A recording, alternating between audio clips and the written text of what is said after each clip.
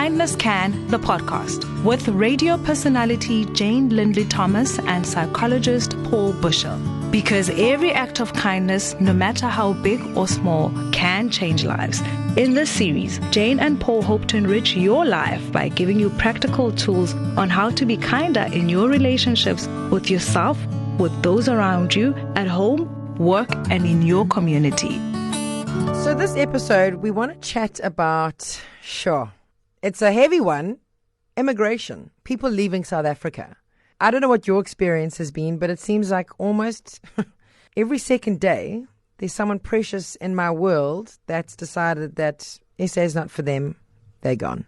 Yeah, I think the headlines are also full of it. The media is talking about it so much at the moment.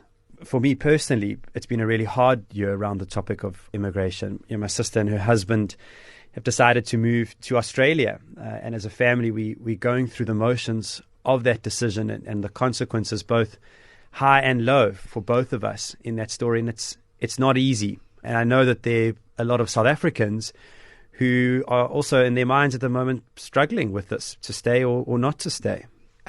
I got a real bombshell thrown 2 days ago after hearing that a family that we connect a lot with, they're going. So we were kind of reeling from that.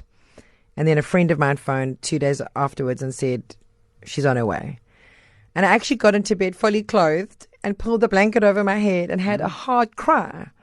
A, because I feel like it's such a loss for us.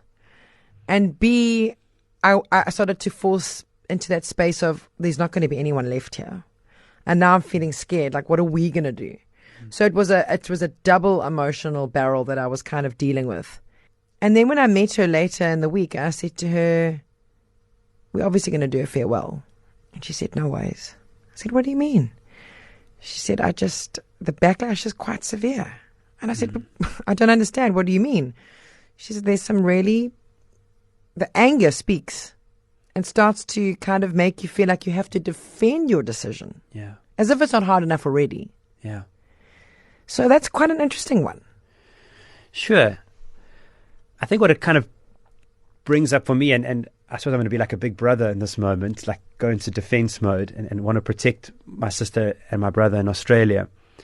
But it's easy to, because you unsure or you undecided or you feel vulnerable about staying or you feel passionate about staying and it feels right for you, it's easy to want to start judging other people's decisions.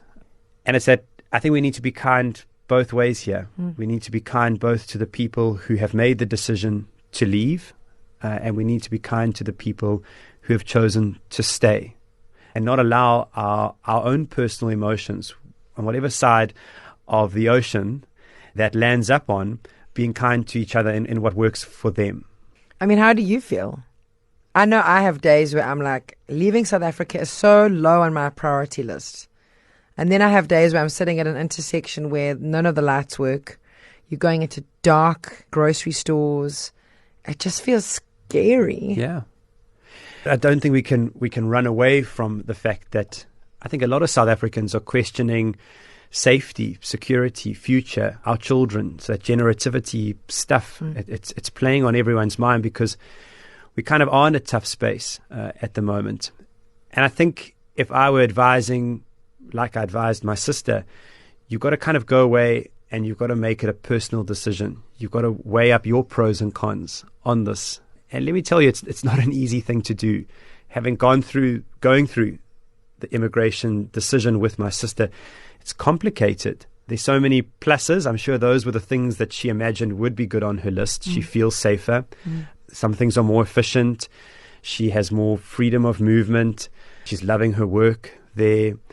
But they're also really, really hard sacrifices, missing family, just sometimes not feeling like you're surrounded by your people who speak like you and think like you. And so I think my advice to anyone struggling with this at the moment is you've got to make it a personal decision. You've got to go away and sit down with your pencil and your piece of paper again and make your list of what you think the pros would be and what the cons would be, and base them on what you feel and what matters for you in your life and your values, and come to a decision that works for you. And then once you've made that, you've got to just follow through on it And in your self-talk, when following through on it, go back to that list and be like, well, in that moment, I made the best decision I could based on this evidence. You know, it's so unkind, and it actually infuriates me, I've got to be honest, is seeing people that have left South Africa go onto their little soapbox on social media and just whip South Africa into submission. Yeah, that's so not but fair. You've left. Come on. Why are you spending energy and time hating a place that you've left? Yeah. Because, and I'm going to add it in here, South Africa is just such an incredibly beautiful space full of so many beautiful people. I've got to bring it into this conversation somewhere. Yes. And that, again, is not a passive-aggressive way at getting back at people who've chosen to leave, because I support my sister in terms of their list. I get it, and it makes sense, and I celebrate it for them, and I support them through the hardness of it. But South Africa is incredibly beautiful. That's what they're finding the hardest, because they miss that incredibly beautiful parts of South Africa. So I don't think it's fair. If you have made the decision to leave and make a life somewhere else, it's not fair to more than likely take your insecurity about whether it was the right or wrong decision, or try to justify that decision by only highlighting the things that don't work here and that are here. That's not kind to me. That's not kind to yourself either, because South Africa will probably always be a part of who you are, actually. And no matter where you live, or what nationality you choose to take on next, or what culture you choose to immerse yourself in next, I would think that you should still celebrate where you came from and your roots, and be happy and proud of that, and share good news around South Africa, because there is good news around it. Well, that's why I just love things like I'm Staying. I love Brent Lindeque's podcast on The Good Things Guy. I love being a part of celebrating the stuff that we do get right. Please don't think that I'm being an ostrich, and maybe sometimes I am, because sometimes it's too hard to hear headlines, and sometimes it's too hard to unpack the what ifs. But I live a really beautiful life here, and I love that I can be in a different degree within half an hour. I can be in the Midlands shivering me timbers over a fire and a glass of wine, or I can be sweating on the beach with a pina colada. Do you know what I mean? It's so beautiful here, and the people here. Oh, come on, man.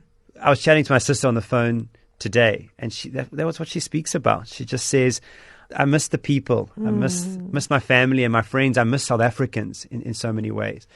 And again, I celebrate her choice, and I get her choice. And I think it's a wonderful thing that they've done, and they're enjoying it. So, but yeah, she can also be real about it and say, these are the things that I miss and find hard. So once again, I go back to the advice: do what works for you. Go to your list and weigh it up. And if you do have people who are making choices either to stay or to leave, be empathetic with them and try to understand why they're making that decision, and then support and celebrate them on that decision. We're just trying to get out alive. Yeah. Just trying to get through this thing called life as best as we can. Yeah.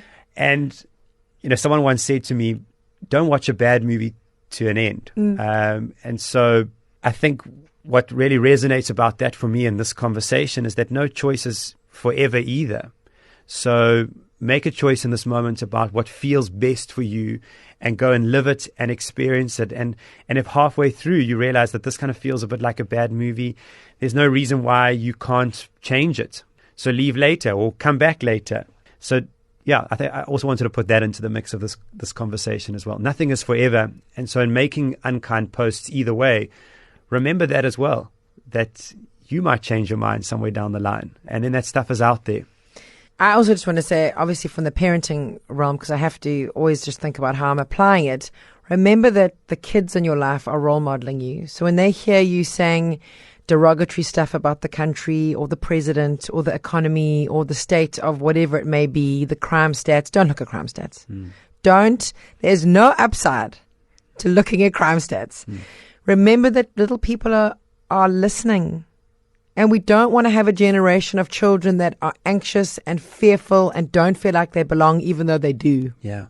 Or judgy of other people's choices. So, watch your language around that as well, about families who are choosing to stay or to leave. Be careful of wanting to justify your choice in that moment and doing it in a negative way as well. And it's a strange one, because when the kids say, why is so-and-so leaving? And why is so-and-so leaving? And they're also going. Are we going? No. But why are they going? You can't say because they're terrified. Yeah. So you just say, well, there's a lovely opportunity that's happened for them. Oh, can we have their dogs? No. We cannot have their dogs. No more dogs. The inn is full. It's been absolutely wonderful spending time Always. with you today. Always. Please connect with us at info@kindnesscan.co.za. Jane and I are so passionate about trying to make the world a kinder place, and we wholeheartedly believe that it's possible and within all of our reaches. So invite us to schools, corporate spaces. Let's spread this message. Absolutely. Until we connect again, we love you wholeheartedly. Go well. You've been listening to Kindness Can, the podcast. Find out more at kindnesscan.co.za.